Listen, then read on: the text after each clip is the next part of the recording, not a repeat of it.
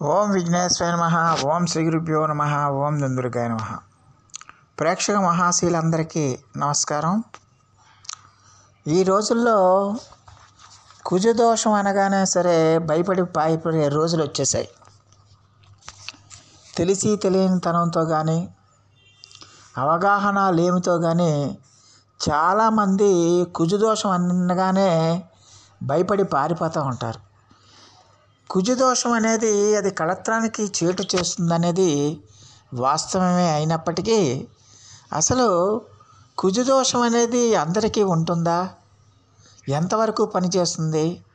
అసలు ఏ ఏ స్థానాల్లో జన్మలగ్నాత్ ఏ ఏ స్థానాల్లో కుజుడు ఉంటే ఆ కుజదోషం ఉంటుంది అనే విషయాన్ని పరిశీలించకుండా, జాతక పరిశీలన చేయకుండా, ఇంకా తమ జీవితానికి పెళ్లి యోగం లేదని, ఇంకా తమకి పెళ్ళే లేదని, కుజదోషం అనగానే ఇంకా పెళ్ళే యోగం లేదని చాలామంది యువకులు ఆందోళన చెందుతూ ఉంటారు. అయితే ఆందోళన చెందటమే కాదు, విపరీతంగా భయపడిపోతూ ఉంటారు. కుజదోషం అనగానే భయపడిపోయి వాళ్ళు అనేక రకాలుగా ప్రయత్నాలు చేయటం కానీ, పూజలు చేయటం కానీ, హోమాలు చేయించడం కానీ ఇటువంటివన్నీ చేస్తూ ఉండటం అనేది మనం చూస్తూనే ఉన్నాం.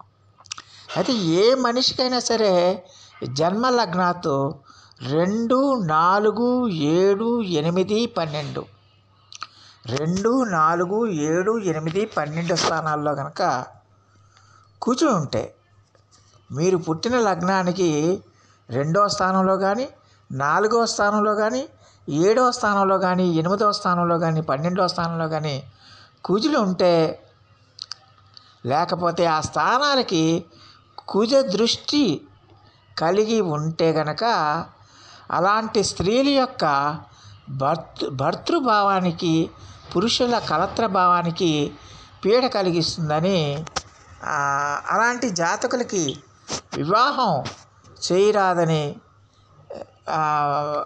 చెబుతూ ఉంటారు.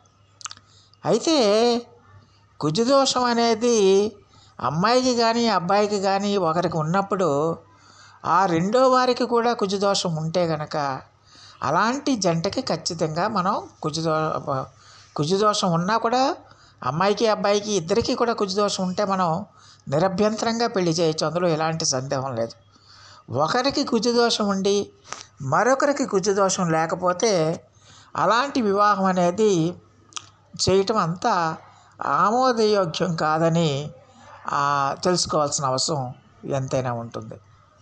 అందువల్ల వధూవరుల జాతకాలు రెండింటా కూడా కుజదోషం అనేది సమతుల్యంగా ఉంటే కనుక వివాహం ఖచ్చితంగా చేయొచ్చని అన్ని శాస్త్రాలు కూడా చెబుతున్నాయి. అలాగే అంతేకాకుండా మేషం, కర్కాటకం, సింహం, వృశ్చికం, ధనుర్మీన లగ్నాల జాతకులకి కుజదోషం వర్తించదు. మీది మేష లగ్నం అయితే, కర్కాటక లగ్నం అయితే, సింహ లగ్నంలో పుట్టుంటే, వృశ్చిక లగ్నంలో పుట్టుంటే, ధనుర్మీన లగ్నాల్లో పుట్టుంటే అలాంటి వారికి కుజదోషం వర్తించదని శాస్త్రాలు చెబుతున్నాయన్న విషయాన్ని తెలుసుకోవాల్సిన అవసరం ఎంతైనా ఉంటుంది. ఇక్కడ మరి ఇలాంటి సందర్భాల్లో మరి కుజదోషం అని ఎందుకు అంటే దాదాపుగా 6 లగ్నాల జాతకులకి కుజదోషం ఉండదని ఇక్కడ మనకి అర్థమైపోయింది. ఈ 6 లగ్నాల్లో పుట్టే జాతకులు ఎవరికి కూడా కుజదోషం ఉండదు.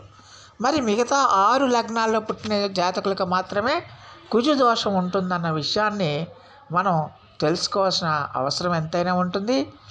అలాగే మేష వృశ్చిక లగ్నాలకి చతుర్థ కుజుడు, వృషభ తులలకు వ్యయ కుజుడు, మిథున కన్యలకి ద్వితీయ కుజుడు, మకర కర్కాటకాలకి సప్తమ కుజుడు, ధనుర్మీన లగ్నాలకి అష్టమ కుజుడు, కుంభ సింహ లగ్నాలకి కుజుడు ఎక్కడ ఉన్నా కూడా దోషం లేదని కూడా మరి శాస్త్రాలు చెప్తున్నాయి.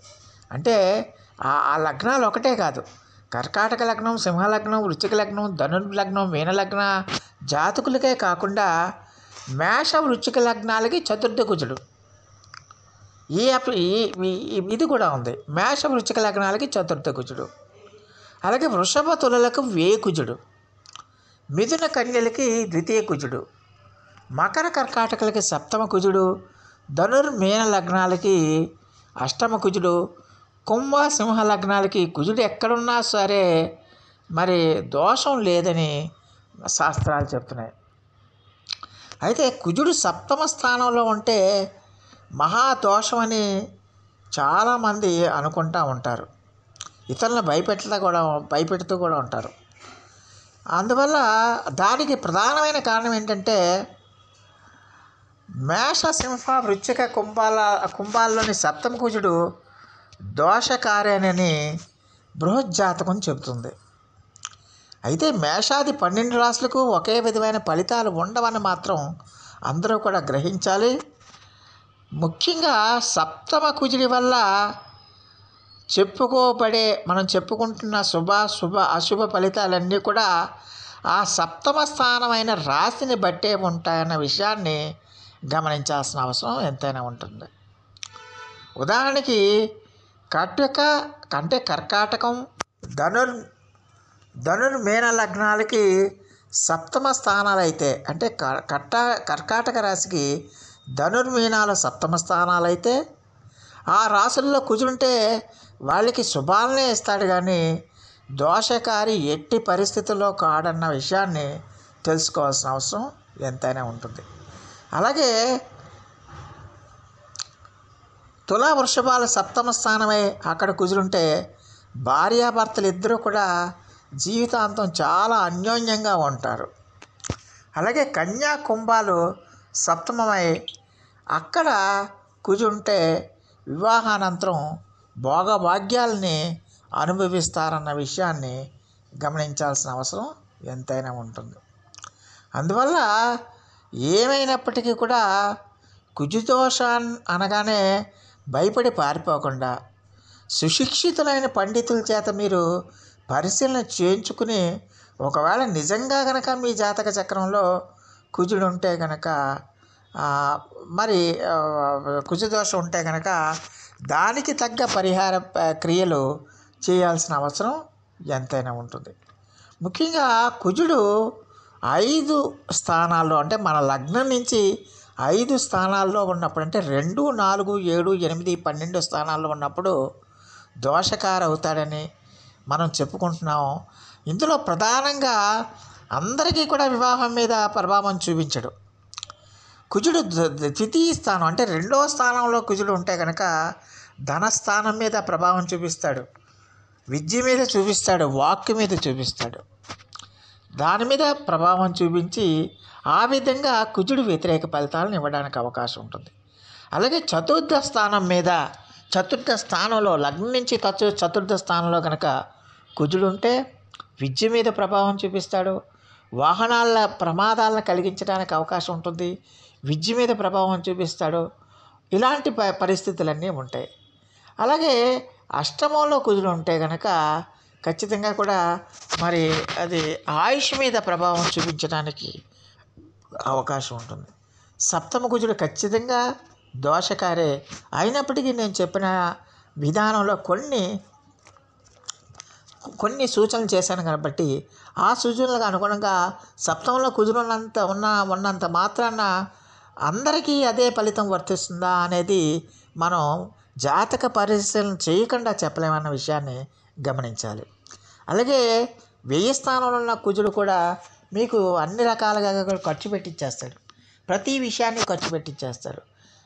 అన్ని కష్టాలు కానీ సుఖాలు కానీ ఏదైనా సరే ఆయన ఖర్చు పెట్టించేస్తాడు, ధనాన్ని ఖర్చు పెట్టించేస్తాడు, విపరీతమైన కష్టాలను కలిగిస్తాడు. ఇలా అన్ని రకాలుగా కూడా ఉంటుంది. అందువల్ల ఇందులో ఈ 5 లగ్నం నుంచి 5 స్థానాల్లో మనం కుజదోషం ఉందని చెప్పుకున్నప్పటికీ కూడా ప్రధానంగా మనం సప్తమ స్థానాన్ని చూసుకోవాలి. ఆ సప్తమ స్థానంలో కూడా నేను చెప్పిన ఎగ్జంప్షన్ విడిచిపెట్టి కనుక కుజదోషం ఉంటే అలాంటి వారు ఖచ్చితంగా కూడా ఆ కుజదోష పరిహార ప్రక్రియలు చేయాల్సిన అవసరం ఎంతైనా ఉంటుంది.